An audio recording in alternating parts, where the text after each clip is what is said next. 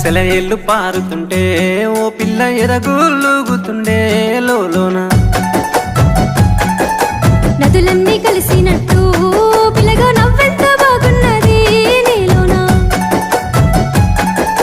గాజుల సప్పులు గలుగల్లు మోగంగా గజ్జెల పట్టీలు గంటేసి ఆడంగా వరిగడ్డి మోపు ఎత్తి ఓ పిల్ల వయ్యారి నడుము పవే ఈ వేళ సిగ్గు సింగ